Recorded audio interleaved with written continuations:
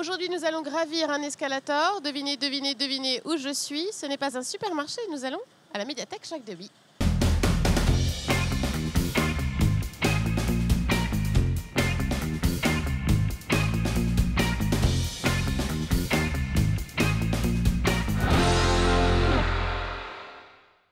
Bonjour à tous, bienvenue dans Sur Place, l'émission qui se déplace au gré de l'actualité et l'émission qui aime bien vous montrer les endroits où vous n'avez pas le droit d'aller. C'est ce qu'on va faire aujourd'hui. On est devant la médiathèque Jacques Demy, que vous connaissez sans doute, mais on va aller voir les collections patrimoniales qui comptent pas moins de 250 000 livres, 30 000 manuscrits, 8 000 documents iconographiques, des estampes, des dessins, des photos et 14 000 cartes postales. Alors on va pas pouvoir être exhaustif, mais on va vous montrer quelques éléments de cette collection plutôt prestigieuse.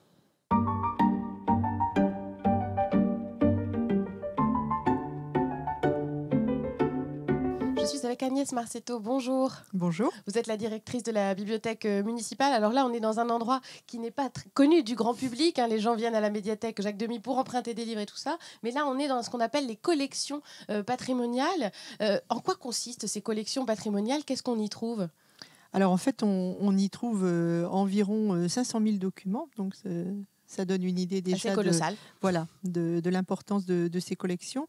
Et c'est l'ensemble du patrimoine qui a été réuni à la bibliothèque depuis l'origine. L'origine de ces collections, en fait, c'est ce qu'on appelle les confiscations révolutionnaires, c'est-à-dire la décision prise au moment de la Révolution française de transférer ce qui était des collections le plus souvent appartenant aux communautés religieuses à l'État, dans un premier temps, aux municipalités, dans un deuxième temps. Et ces collections, elles sont à l'origine des bibliothèques municipales. C'est ce qu'on appelle le fonds ancien. C'est ce qu'on appelle le fonds ancien.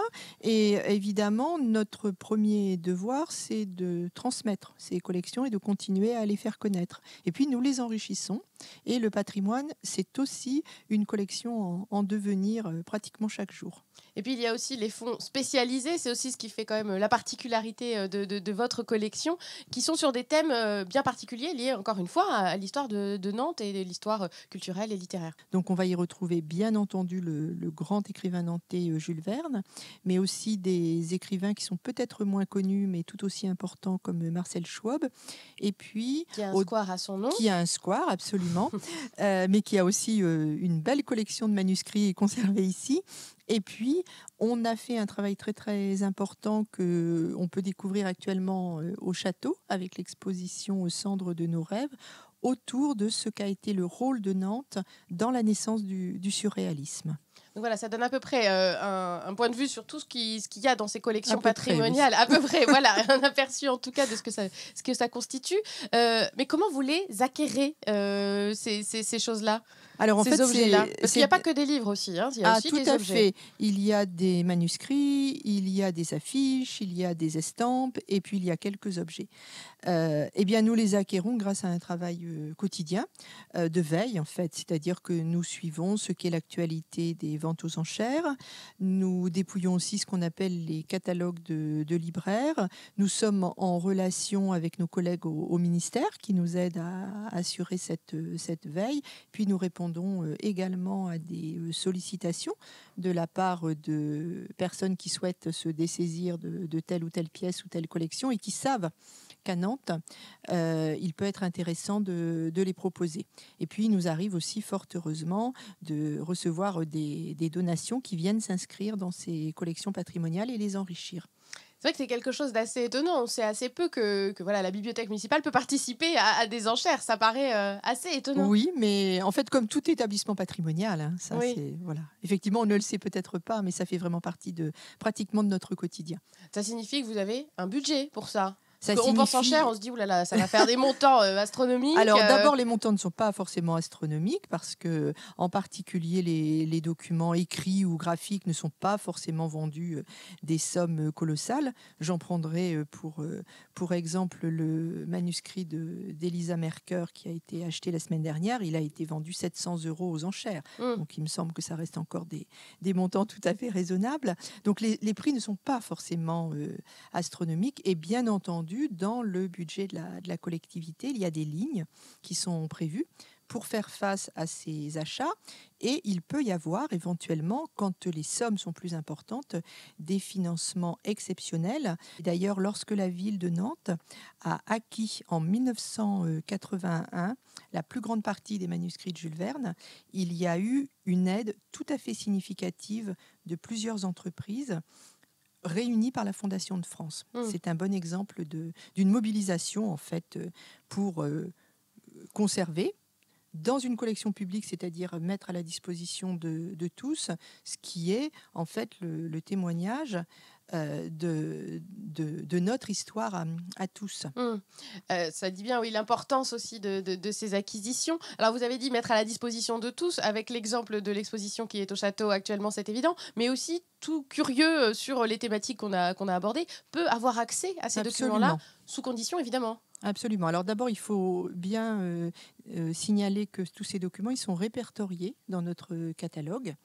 Et il y a sur le site de la bibliothèque municipale différentes façons d'y accéder. Aujourd'hui aussi, on a une importante politique de numérisation, ce qui fait qu'on peut, à distance, sans se déplacer, accéder à ces documents. Et la qualité de la numérisation fait qu'on ne perd rien au change, si je puis dire. Et puis, on peut se déplacer, si on le souhaite, à des horaires qui sont prévus. Alors, justement, on est dans cette partie des collections patrimoniales réservées à Jules Verne. Je sais qu'il y a quelques objets que vous vouliez nous montrer, que vous avez sortis aussi parmi les acquisitions les plus récentes. Alors, on peut montrer, par exemple, ce très, très beau lait de papier peint, puisque en fait, à la fin du 19e siècle, il y a eu un tel engouement pour l'œuvre de Jules Verne que ça a donné lieu à toute une série de ce qu'on appelle des produits dérivés. Donc, on pouvait acquérir ce papier peint à décor et en tapisser son salon ou sa chambre si on était un fan de Jules Verne.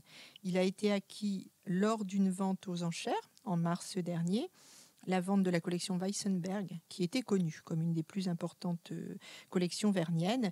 Voilà. Donc c'est un exemple parmi beaucoup d'autres. Il y a aussi donc là des affiches à côté de nous, un livre. Absolument, acquis. Alors ces deux gravures là, acquises également lors de la vente Weissenberg et qui représentent un bateau qui a eu deux noms très importants au 19e siècle. Il s'était d'abord appelé le Léviathan et le Great Eastern. C'est un bateau qui a été d'abord utilisé pour poser le câble transatlantique, sans le succès escompté d'ailleurs, et ensuite pour transporter des voyageurs entre l'Europe et les États-Unis.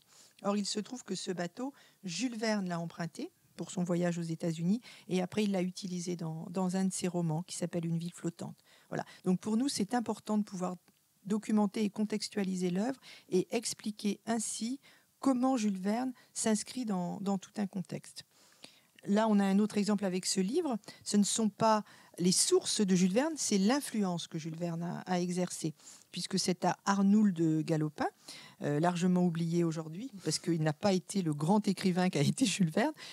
Il a repris les thèmes avec le tour du monde en sous-marin. Je pense qu'il n'est pas besoin d'expliquer. Le clin d'œil est un peu évident. Voilà. Alors, c'est vrai que Nantes n'est peut-être pas la seule ville qui pourrait être intéressée par ce genre de documents. Comment ça se passe avec la concurrence, entre guillemets? Alors, en fait, ce n'est pas une concurrence, c'est vraiment une complémentarité. C'est-à-dire que tous ces achats, effectivement, ils sont faits en complémentarité et en bonne entente avec les autres institutions. Dans le cas de Jules Verne, c'est essentiellement la bibliothèque et la maison de Jules Verne à Amiens. C'est-à-dire qu'il y a concertation en amont, en particulier des ventes aux enchères. Et je dirais qu'en la matière, il n'y a pas simplement concertation, il y a aussi l'union qui fait la force, parce que en se répartissant les lots qui peuvent nous intéresser, on enrichit de toute façon deux collections publiques avec exactement le même projet. Donc c'est pas l'image qu'on se fait d'une salle de vente aux enchères où on lève la main et on se bataille pour des lots, etc. Il y a aussi ça. Ça existe aussi. Mais c'est pas une bataille irréconciliable. Tout au contraire.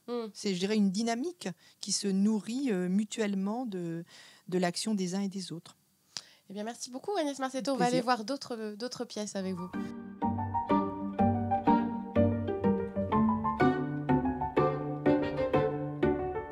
On a descendu de quelques étages pour voir un manuscrit. Alors, pas de Jules Verne, vous allez nous expliquer. Il a une histoire particulière, mais qui fait partie des dernières acquisitions aussi que vous avez eues aux enchères. Alors là, pour une certaine valeur, quand même, 260 000 Oui, euros, absolument. mais parce qu'il a une importance. Tout à fait, puisqu'en fait, c'est le manuscrit d'un auteur qui s'appelle Pascal Grousset. Et il se trouve que cet auteur a vendu son manuscrit à l'éditeur de Jules Verne. Et ensuite, Jules Verne a repris le texte. Et le texte a été publié sous le nom de Jules Verne. Le texte, c'est l'Étoile du Sud. Le texte, c'est le roman L'Étoile du Sud. Donc, c'est toute une histoire. Et en fait, ce manuscrit-là, il est important que nous ayons pu l'acquérir parce que c'est un jalon supplémentaire dans ce qui est en fait ce qu'on appelle aujourd'hui l'étude génétique, c'est-à-dire en fait comment Jules Verne a composé son œuvre. Donc c'est très très important pour les études qui sont faites autour de cette question. Sur la genèse de l'œuvre de Jules Verne. Et ça vient enrichir aussi votre collection de manuscrits de Jules Verne qui est presque complète. Ah, tout à fait. Il nous manque peu de choses, même si ce sont des lacunes importantes, puisque malheureusement, non, pas malheureusement, le manuscrit de 20 milieux sous les mers est conservé à la Bibliothèque nationale, donc encore une complémentarité. En revanche, nous avons manqué aux enchères il y a maintenant sans doute une vingtaine d'années, malheureusement cette fois, le manuscrit du Voyage au centre de la Terre. Mais les enchères, ça va et ça vient. Donc un jour peut-être ce manuscrit-là rejoindra-t-il Nantes également, puisque aujourd'hui à Nantes, on conserve 100 de manuscrits de Jules Verne. Donc c'est un corpus évidemment exceptionnel, et en plus le fait qu'il soit réuni en un seul lieu permet évidemment des études, des comparaisons, d'autant plus que l'intégralité de ces manuscrits ont été numérisés et ils sont donc sur le site de la bibliothèque municipale, consultables en ligne. Voilà, et on a pu voir ce matin l'original, c'est vrai que c'est toujours quand même impressionnant. Merci beaucoup Agnès Marcetto pour cette visite.